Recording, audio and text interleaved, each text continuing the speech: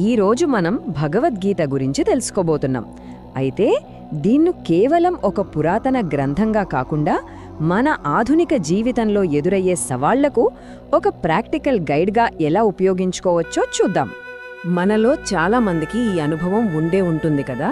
మనం ఎంత కష్టపడినా పనులేవి మనకు అనుకూలంగా జరగడం లేదని, అంతా మన చేజారిపోతోందని అనిపించే ఒక ఫీలింగ్. సరిగ్గా ఇలాంటి ఒక ఫీలింగ్తోనే 1000 సంవత్సరాల క్రితం అర్జునుడు అనే ఒక గొప్ప యోధుడు యుద్ధభూమి మధ్యలో నిలబడ్డాడు.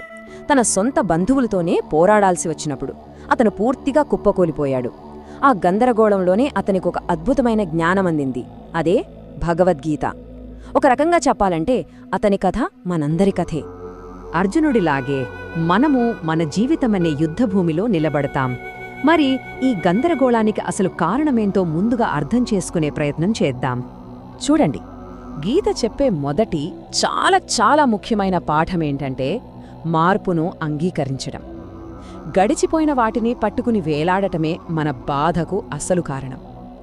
ఎప్పుడైతే మనం మార్పును ఎదిరించడం ఆపేస్తామో అప్పుడు చూడండి, ప్రతి సవాలు కూడా మనల్ని మరింత బలంగా మార్చే ఒక ట్రైనింగ్లా, ఒక గొప్ప అవకాశంగా కనిపిస్తుంది.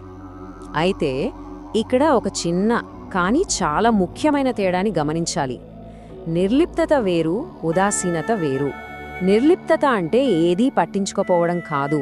అది జీవితంలో ఎన్ని తుఫాన్లు వచ్చినా సరే లోపల స్థిరంగా నిలబడగలిగే ఒక ప్రశాంతత. ఈ స్థిరత్వమే మన అసలైన బలం. సరే, సమస్యను అర్థం చేసుకున్నాం. కానీ సొల్యూషన్ ఎక్కడుంది? గీతా ప్రకారం పరిష్కారం బయటెక్కడో లేదు, అది మన లోపలే ఉంది. మన నిజ స్వరూపాన్ని కనుగొనడంలోనే ఆ సమాధానం దాగి ఉంది. గీత మనల్ని ఒక లోతైన ప్రశ్న అడుగుతోంది. నిజంగా మనమెవరు? మన ఉద్యోగమా? మన బ్యాంక్ బ్యాలెన్సా? లేక ఈ శరీరమా? గీత ప్రకారం ఇవేవీ మనం కాదు. వీటన్నింటి వెనుక ఈ జీవితాన్ని అనుభవిస్తున్న ఒక శాశ్వతమైన, మార్పులేని ఒక చైతన్యం ఉంది. అదే మన నిజస్వరూపం. ఎప్పుడైతే మనం దానితో కనెక్ట్ అవుతామో అప్పుడు బయట జరిగే నష్టాలకు, మార్పులకు మనం భయపడటం మానేస్తాం. ఇక్కడే శ్రద్ధ అనే కాన్సెప్ట్ వస్తుంది. ఇది కేవలం నమ్మకం కాదు. మనం సరైన మార్గంలో నిజాయితీగా నడుస్తున్నప్పుడు ఈ విశ్వం నుంచి మనకు తెలియని రూపాల్లో మద్దతు లభిస్తుంది అనే ఒక లోతైన విశ్వాసం. అందుకే గీత విజయం యొక్క నిర్వచనాన్ని మార్చుకోమంటుంది.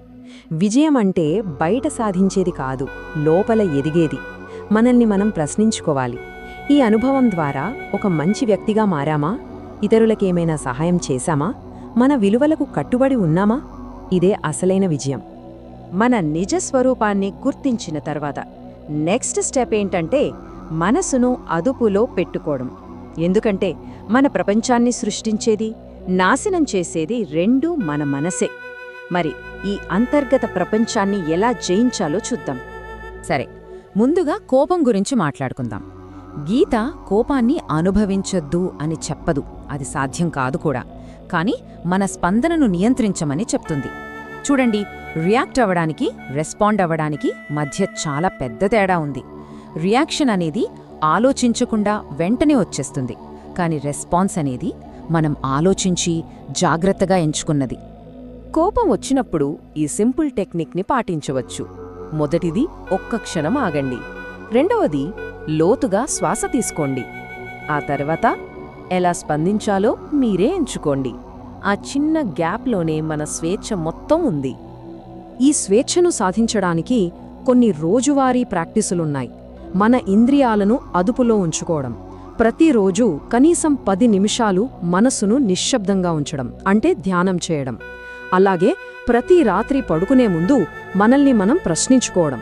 ఈరోజు నేను ఎక్కడ కంట్రోల్ కోల్పోయాను, రేపు దీన్ని ఎలా మెరుగుపరుచుకోవాలి అని. మనసును అదుపులోకి తెచ్చుకున్న తర్వాత మన పనులను ఎలా మార్చుకోవాలి, మన లోపలి జ్ఞానాన్ని మన రోజువారీ పనుల్లోకి ఎలా తీసుకురావాలి, దీనికే గీతలో ఒక స్పెషల్ మార్గం ఉంది. అదే కర్మయోగం. ఇక్కడే మనం గీత యొక్క హృదయం అనబడే కర్మయోగానికి వస్తాం. దీని మెయిన్ ప్రిన్సిపల్ చాలా సింపుల్ అండ్ పవర్ఫుల్. మనం చేసే పనిని పూర్తి శ్రద్ధతో, పూర్తి చిత్తశుద్ధితో చెయ్యాలి. ఆ తర్వాత దాని ఫలితంపై మనకున్న అటాచ్మెంట్ను వదిలేయాలి. ఎందుకంటే ఫలితాలు ఎప్పుడూ మన చేతుల్లో పూర్తిగా ఉండవు. మన కంట్రోల్లో లేని వాటి గురించి ఆందోళన చెందటం వల్ల బాధ తప్ప ఏమీ మిగలదు. కానీ మన ప్రయత్నం మీద, మన పని మీద దృష్టి పెట్టినప్పుడు ఫలితంతో సంబంధం లేకుండా మనకొక రకమైన శాంతి, సంతృప్తి దొరుకుతాయి. దీంతోపాటు గీత మనకు బుద్ధి యోగాన్ని పరిచయం చేస్తుంది. అంటే ముఖ్యమైన నిర్ణయాలు తీసుకునే ముందు ఒక్క క్షణం ఆగి, ఇది మన లాంగ్ టర్మ్ మంచికి ఉపయోగపడుతుందా, ఇది మన విలువలకు తగ్గట్టుగా ఉందా అని ప్రశ్నించుకోవడం. ఇన్స్టెంట్ గ్రాటిఫికేషన్ కోసం కాకుండా ఉన్నతమైన బుద్ధితో నిర్ణయాలు తీసుకోవడమే ఇది. ఓకే, మనస్సుని, పనులను అదుపులో ఉంచుకోవడం నేర్చుకున్నాం. ఇప్పుడు ఈ రెండింటినీ కలిపి ఒక సంపూర్ణమైన బ్యాలెన్స్డ్ జీవితాన్ని ఎలా గడపాలో చూద్దాం. గీత ప్రకారం ఇదే అల్టిమేట్ గోల్. ఈ స్థితిని గీత సమత్వం అంటుంది. అంటే సమభావం. విజయం వచ్చినా, వైఫల్యం ఎదురైనా, ఎవరైనా పొగిడినా, విమర్శించినా మనసు చలించకుండా స్థిరంగా ఉండగలగడం. ఇది ఉదాసీనత కాదు, జీవితపు ఒడుదుడుకుల మధ్య గట్టిగా నిలబడగలిగే ఒక రాక్ సాలిడ్ నిశ్చలత. దీన్ని ప్రాక్టికల్గా ఎలా చూడాలంటే, విజయం వచ్చినప్పుడు అహంకారానికి బదులు కృతజ్ఞత చూపించడం, ఓటమి ఎదురైనప్పుడు నిరాశపడకుండా దాని నుంచి పాఠాలు నేర్చుకోవడం. ప్రతి అనుభవం తర్వాత మనం అడగాల్సిన ప్రశ్న గెలిచామా, ఓడిపోయామా అని కాదు, దీని నుంచి ఏం నేర్చుకున్నాం అని. ఈ అహంకారాన్ని తగ్గించి ఆనందాన్ని పెంచుకోవడానికి సేవ ఒక అద్భుతమైన సాధనం. ప్రతిరోజూ ఎలాంటి ప్రతిఫలం ఆశించకుండా ఇతరులకు కనీసం ఒక చిన్న సహాయం చేయడం. ఈ చిన్న అలవాటు మన హృదయాన్ని ఎంతో విశాలం చేస్తుంది.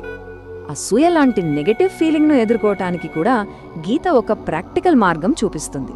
వేరే వాళ్ల విజయాన్ని చూసినప్పుడు వాళ్లకెందుకు, నాకు కాదు అని అహంకారం అడుగుతుంది. దానికి బదులుగా ఈ వ్యక్తి నుంచి నేను ఏమి నేర్చుకోగలను అని అడగాలి. అప్పుడు చూడండి, ఆ విషయమే మనకు ఇంధనంగా మారుతుంది. చివరిగా గీత మనందరికీ ఒక శక్తివంతమైన పిలుపునిస్తుంది. కృష్ణుడు అర్జునుడితో అన్న మాటలు మన అందరికీ వర్తిస్తాయి. లేవండి, మీ పని మీరు చేయండి, భయపడకండి. ఎందుకంటే ఈ పోరాటంలో మనం ఒంటరి కాదు. ఈ గొప్ప జ్ఞానం మనకు ఎల్లప్పుడూ దారి చూపుతూనే ఉంటుంది. ఆ సందేశం మనందరికీ వర్తిస్తుంది. జీవితంలో మనం ఏ దశలో ఉన్నా, ఎదుగుతున్నా లేదా కష్టాల్లో ఉన్నా సరే, ముందుకు వెళ్ళడానికి ఒక మార్గం ఉంది. భగవద్గీత వేల సంవత్సరాలుగా ఆ మార్గాన్ని చూపిస్తూనే ఉంది. ఇప్పుడు ప్రశ్న ఒక్కటే, మన జీవితమనే యుద్ధభూమిలో మనం వేయబోయే తర్వాతి తెలివైన అడుగు ఏమిటి?